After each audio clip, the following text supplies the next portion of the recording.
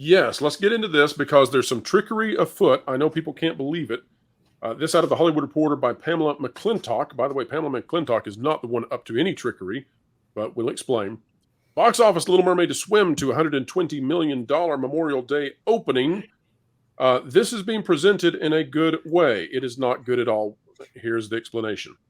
The Little Mermaid is expected to swim to 120 million in its 4-day, not 3-day, folks, 4-day domestic box office debut, making it one of the better Memorial Day weekend openings and marking the first 2023 summer tentpole targeting females. Overseas, the movie is tracking for an $80 million opening through Sunday. That also is not good. We don't need to go through the paragraphs that tell you what this movie is. If you don't know what The Little Mermaid is yet, well, I can't probably help you at this point. But down here, this is where we get into what is important to note.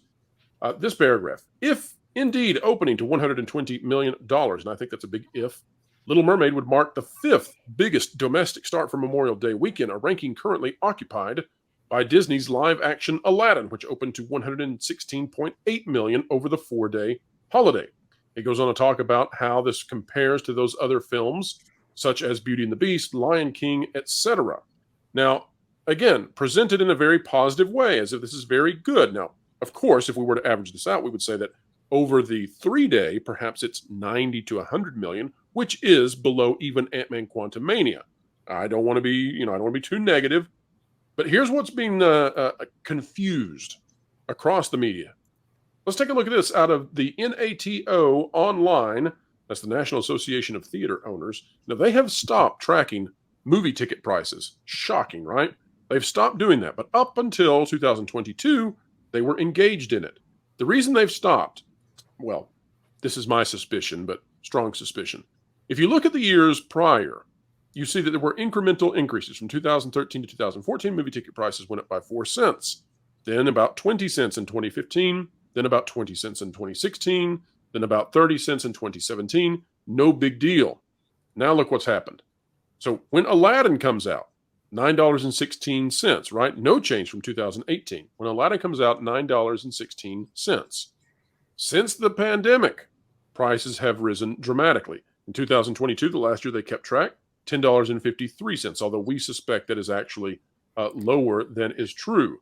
Now, here's what's really going on. Here's why I think they've stopped reporting. This out of MTP, Movies, Deals, and Coupons, talking about AMC ticket prices for this year. Everybody take a look at this. If we look at the ticket prices, we can see that there are basically no tickets for anything that was the average even last year. Children are now 10 to 12, adults 13 and up are 14 to 18, and then seniors are back down to 12 to 14. 3D movies are more, IMAX films are more. The average price for a ticket is now, we suspect, somewhere in the range of $12 to $14. Not even pulling from this. We're just talking about things that we have seen in the past, talked about in the past, somewhere between $12 and $14 for a movie ticket. Now, why does that matter? Well, let's go back to Little Mermaid. Okay, so at $120 million for the 4-day versus $116 million for Aladdin. 116 versus 120. Given the increase in the movie ticket prices, which is far outstripping the historic inflation we're seeing across other industries, what this means in reality is that The Little Mermaid will have significantly less, something like 25%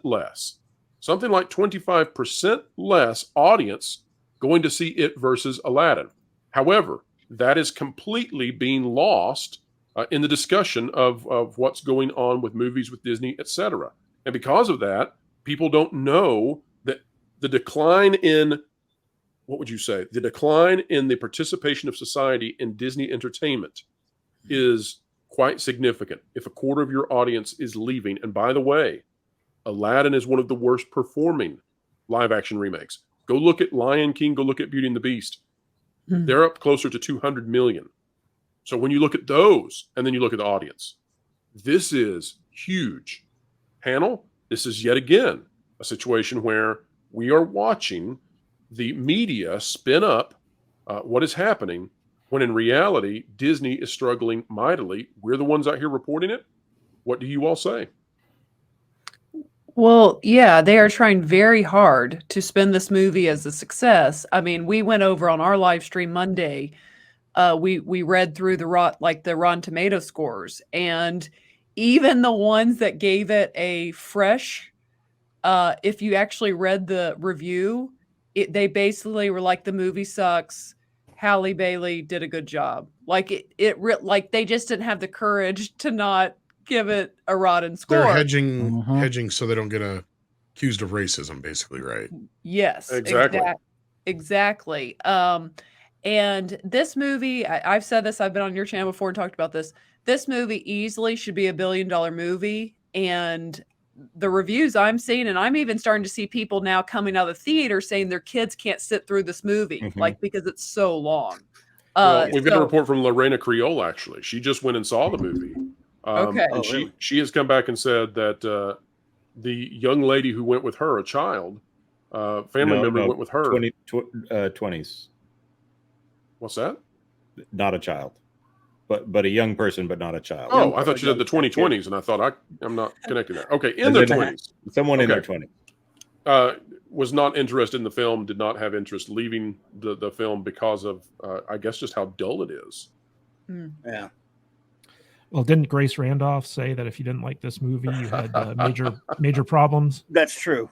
She must be. There's only one reason you could dislike this film. Yes. Meanwhile, I watched the review by Jeremy Johns this morning, and he said, this film is basically death by 1,000 cuts. Those 1,000 cuts being just, just awful things over and over. So that's so painful. If you don't like this movie, it says more about you than it does Who let about Grace in me. here? Who let Because Grace in here? I am on about this, so I'm a more on. You are off. You are more off. What? Get back in your Manhattan office. Get back in there. So you are misogynist, and you don't want my opinion. And racist. That's right. There truly is only one Grace Randolph, and she's here on the panel. I was reading the review. By the way, I've got to go see this movie tonight. I am not looking forward to it. Dude. Yes, I've got to do the review in the morning. I see. But just buy a ticket for a different movie. What Bring bet caffeine. did you Bring lose? caffeine, dude. exactly. But I just want to say that from what I have read, the changes in this are so stupid, just stupid, that it boggles the mind how somebody could be so indoctrinated as to think these were good ideas. For example, and spoiler for those of you who are just can't be spoiled about The Little Mermaid. You know how in the original animated film it ends with, well, the whole thing is that Prince Eric is going to get married to the wrong woman, right? So he's going to get married to Ursula. Yeah. I know, I apologize. I'm spoiling a movie from 1989. But he's going to marry Ursula on accident. Then he's going to, he marries Ariel in the end. Well, that wasn't okay with the new age feminist vibes of the film creators this time around. So there's no marriage. Really? It is an engagement party on both sides. Oh my God. What do you mean both sides? Both sides, huh? Well, there's an engagement party that Eric is going to do with Ursula. Sides. Yeah, and then there's an engagement party, I guess, with Eric and Ariel at the end. So just fabulous stuff. Because, of course, our young hero cannot possibly be bound to the bonds of matrimony. That would hold her down under the patriarchy, which is what she escaped when she fled the seas. So there's no actual marriage at the end? Oh my God. The face that Hughes has right now, it tells the story of how everybody feels when they leave the theater. Well, isn't that what every girl dreams of, to have? Yeah, that's what I was going to say. It just tells you they don't understand little girls. Like, I mean, we all know they don't understand little boys, apparently, but they do not understand little girls. And Michelle, what is a girl, though? Can you define a woman? Hey, what is a mermaid? What is a mermaid? What is a mermaid? Yeah, what is a merwoman? I don't know. I'm not a marine biologist. So. And something too that has to be addressed with Little Mermaid is it very well does close to 120 this weekend, but what's it going to do the next weekend and the next after kids see this? Are they going to want to go out and see it again like they did with Beauty and the Beast or Aladdin? And I just think the answer from what we're seeing right now is probably going to be no. Will she have legs? Sorry, couldn't resist. Yeah, she does not have legs. Oh, there you go. Well played, Clobby. I got two things to say. First of all, calling it now, Little Mermaid is going to be the biggest Memorial Day box office opening for a Disney live-action remake starring an African-American singer with loved the your initials tweet. HB post 1990. Yeah. You make a good Hard point. fish.